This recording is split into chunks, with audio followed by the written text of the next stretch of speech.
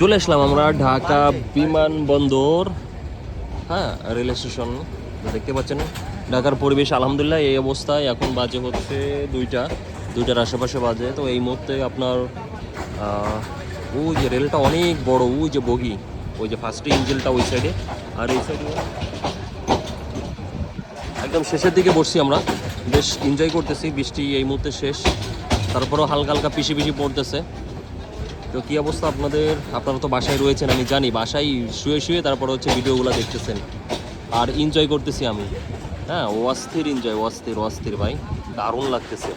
কারণ আবহাওয়াটা না মারাত্মক লেভেলের আবহাওয়া, আর যাত্রীর চাপ একটু কম, খুবই ভালো লাগতেছে। পরিবেশ সব মিলায় অস্থির অস্থির।